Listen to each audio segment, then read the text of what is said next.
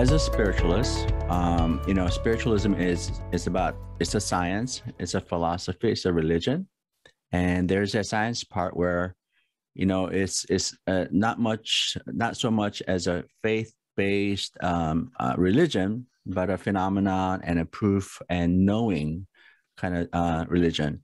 And as I'm constantly thinking about that throughout the years as a spiritualist from way back then, as a child, and the transition and all the comings and goings of different religion that I've got myself involved in and studied and things like that.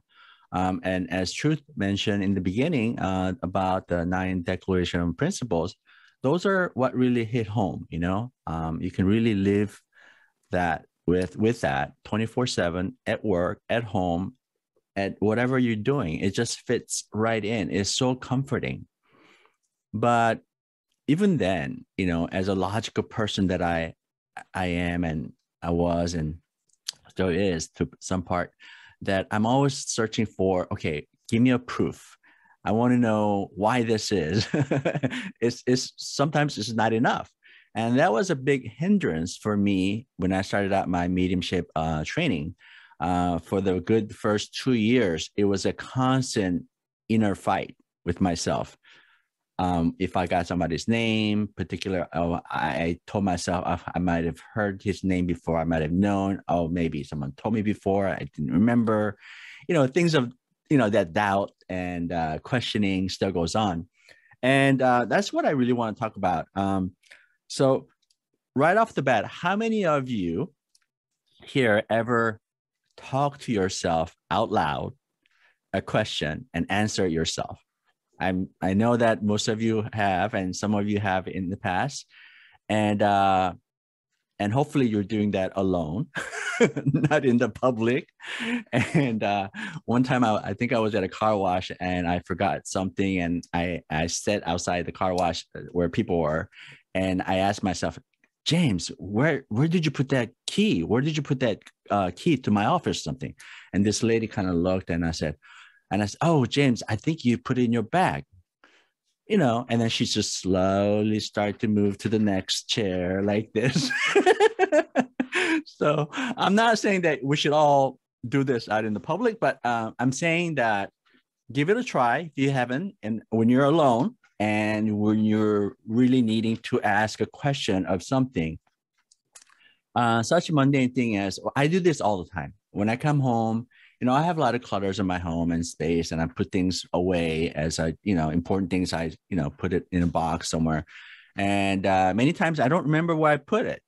I remember I put it somewhere, because it's important, but I don't remember it. So when something like that happens, I say it out loud. I say, hey, James, because, I say, James, can you show me where I put that? I think I put that like a few days ago. Can you tell me where it is? And sometimes, and many times, I would, unbeknownst to me, my head would turn to some direction, and I find myself walking, and I would lift something, and there it is. And I'll always say, thank you, thank you, thank you. So, that happens a lot. And when I try to look for something like that is the best things. But sometimes I ask questions if I'm really needing a question, like a philosophical questions even. And I would ask certain things. And the best time to do this is when you're driving alone and think about, just by the way, traffic in San Francisco is getting busier and busier. I noticed. I'm driving down to San Jose. Usually takes me 50 minutes during COVID time. Now it's back to 1 hour, 15 minutes. And Friday is an hour and 30 minutes. So, what I try to do is sometimes I listen to music, sometimes I listen to lecture, but a lot of times I ask a philosophical question in my head. And as I'm driving, thoughtless, like the guided meditation, thoughtless and no control, your mind, he says, your mind is your servant, not your master. Isn't that great? And peace is your fragrance. Anyway, so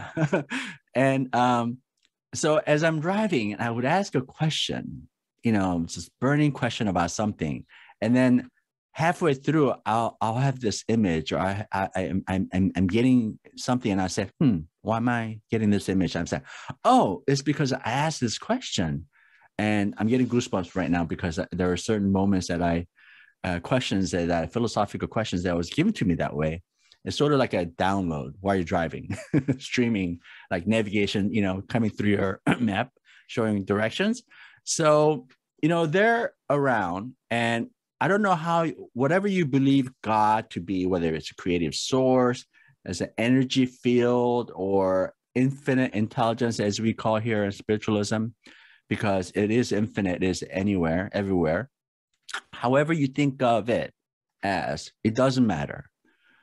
Just having that relationship and having that trust and having that belief into knowing is so much better, and you get so much out of your everyday life. And I give you one example too. Parking. So I have this thing for many years, and a lot of my friends, families, my coworkers, they all know about my ability to find parking right in front, and it's been going on like this for many years. And people who are very skeptical about any spiritualism or religion that I'm involved in, and they will say to me that, okay, James, that I believe that you have this power or whatever you have.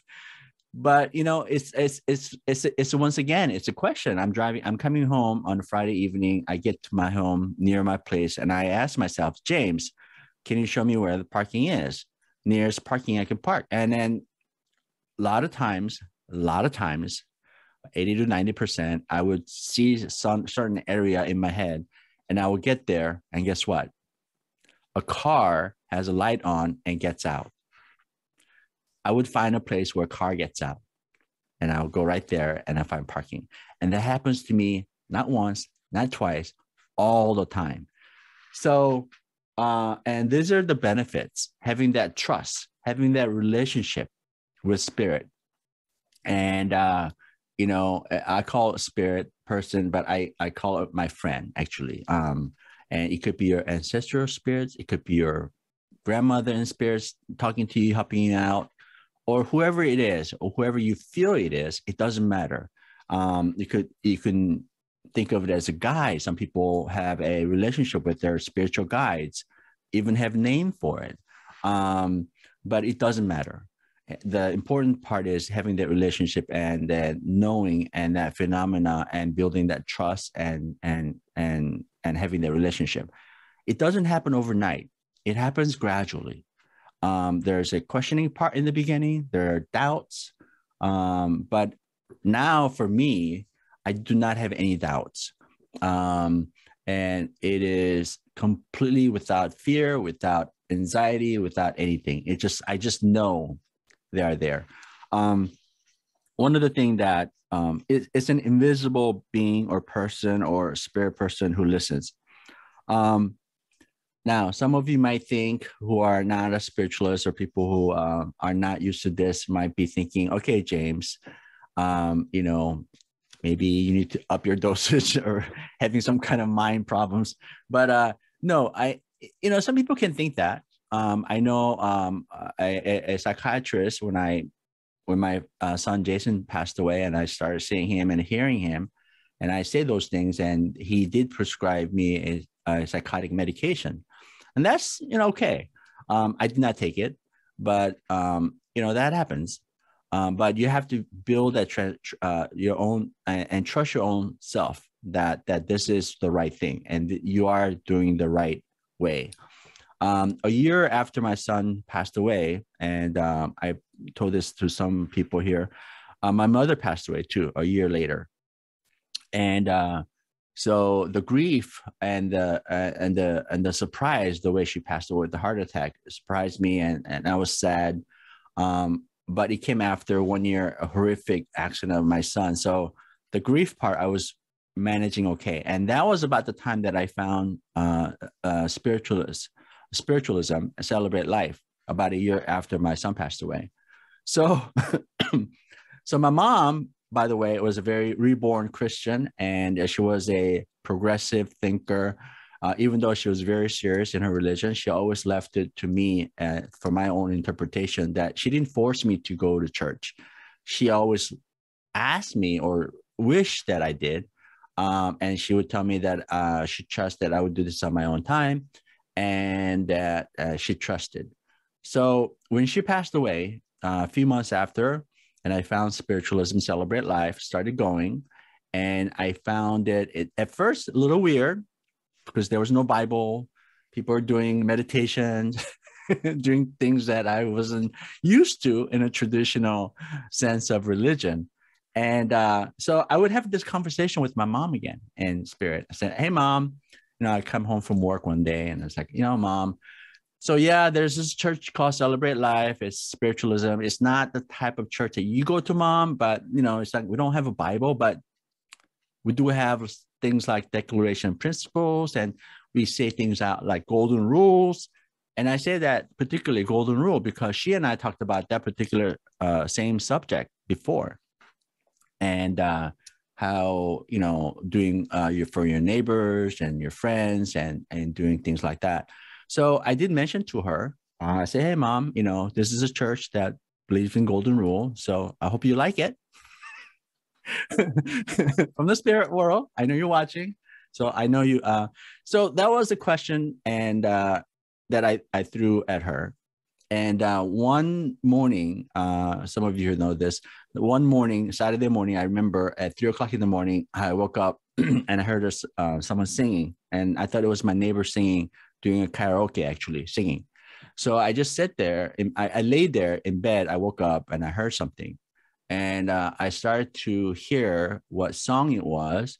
It was actually a Korean song, a folk song that my mom and I used to sing since we were a child. It was the lighthouse keeper, the lighthouse keeper. And I started listening, I started following, I started singing along, and I recognized it. So I thought it was my neighbor singing that song. So, and that song, by the way, when my mom passed away at the funeral, I chose that song to be played. And her church minister didn't allow it to play other than church hymns and church songs. And I put my foot down. "No, you're not. You are going to play this song," to the minister. And I was very feisty, and he allowed me to do that. So that was a very important song in our relationship. And then I started singing along that night, and I forgot the words. So I just kind of like, And then all of a sudden I heard, "You forgot the lyrics already?" And I was like, it shocked me because that voice came right here. I'm laying in bed and just right here. And I said, and I just said, "Mom?" Because it just came out. And she started to laugh, and I knew it was my mom. And at that instant second, I had this little slight fear, like ghost, like, like my mom, even though it's my mom, it's like, oh my God, she's a ghost. She's right here. And then I remember like putting cover over my head. And then she started, "Oh, don't be silly." And then she's in Korean. And I said, "Mom, what are you doing here?" I think I said something like that. And she said, "You're okay." And I said, "Okay, Mom." And I remember saying stuff like that. I forget what I said. And then I fell asleep again. That morning, I woke up, and the first thing, I reached over my phone and I Googled that song in Korean, and to get the lyrics. So, because I forgot the lyrics. And then as I'm reading about the Wikipedia of the song's nature, how it came to Korea as a folk song, possibly from England, possibly from Japan in 1800s or something like that. And all the way at the bottom, it says, "But we found 100% match that this song is from United States, written by a person named I.J. Zimmerman, a minister at a church, as a children's hymn song in 1840 something, 1869. And guess what the song was called? The Golden Rule in English. It was the Golden Rule. The song that my mom and I sang, known as the Lighthouse Keeper, is actually called Golden Rule. And this is a song that, when I'm talk to my mom in spirit about golden rule. So I took that as a sign. Mom saying, "You're okay. Go for it," as a spiritualist. So that was a pretty amazing phenomena. So, so that's, I say that because not everyone's going to have certain, similar experience, but once you get to have, one after another, this little, like I said, about parking, about finding things, asking questions about philosophy, and then asking what you might get, it really does happen. And it might not happen at first, but try it out loud if it's, and then even in your mind, but, it helps to say it out loud so you get used to it. And I would say, so, I'm driving down San Jose and I ask questions. So what's up with all the religion and the Bible and what's going on? What's up with that? And of course, there was a stream of information that downloaded, which I'm not going to get into right now. And that's another whole topic. And I'll share that with you. It's amazing. But things like that happen. So the important thing is to follow your instinct and follow your willingness to open up. And once you surrender to that kind of experience, once you accept and be open to it, that things will happen. It won't happen if you have doubts or fears or other, thing in your mind, busy mind, but it will happen. So one of the things that I said in the example, when I lost the key in the room, I can find it, and your mind can be very hectic. I've got to go. I'm late. Oh my God, where is it? So your mind is doing like 200% speedy thoughts. That's exactly not what you want to do. You have to quiet your mind and just a complete silence and just calm, take a deep breath and maybe close your eyes and just picture where it is. And, in that way, it will be shown to you, your spirit person, your guides, or, energy force, whatever it is that you want to call it, it'll be there for you. And in closing, I want to say something to you, read something from this book. By the way, there's a book called Becoming a Spiritualist by Gordon Burroughs. He was a minister, actually, founded a church in Washington, D.C. in 1930s. So he wrote this wonderful book about spiritualists. I feel like everyone should read it. But he says, we as spiritualists have no creed. We have a declaration of principles, which sets forth the truth that we accept. And he goes on to say that belief is absence of knowledge. To say that we believe a thing is to admit that we are not quite sure. We recognize the possibility, but we do not know. Spiritualists not only say that they believe that there is an intelligence which is greater than the human mind can conceive, but they go further and say that they know that there is an infinite force working in this vast universe of which we are all part of. So it's quite interesting. And he puts in more stuff in here about knowing and the knowledge and thoughts. But there's also a poem here written by Alexander F. Jenkins in this book, which summarizes everything, all the thoughts and all the philosophy and everything that I feel what everything ought to be. And I want to share that with you on a screen as I'm reading them. So it's basically, the poem is called What Am I by Alexander F. Jenkins, and it's written in this book.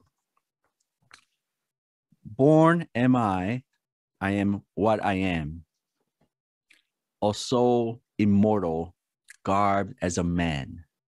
That's like saying, we're spirit first and human as a close. As much of God as God I know. as much of man as man I show. Component with the life I share. My depth to all none can compute. My depth to parents, kith and kin, reach far beyond my inmost sight. My depths to friends who help me all. By word or thought, each gave me life. My depth to books with all their wealth. To nature with her power to teach. To science with her skyward sweep. My depth to foes, they made me strong. To love that tempered, reconciled. To death, so-called, they gave me birth. I owe myself to God and life. Isn't that beautiful?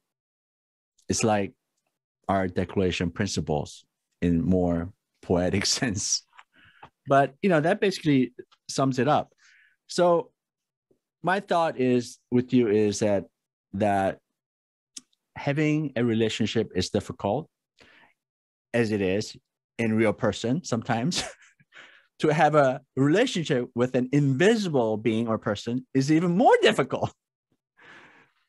But on the contrary, it might be easier, actually, having said that. Some of you have a difficult relationship with somebody here, but try it. Try having a relationship with on an everyday, every minute, every hour basis, 24/7. And once that happens, your life will change, and for the better. It's like you're doing a guided meditation throughout your whole life.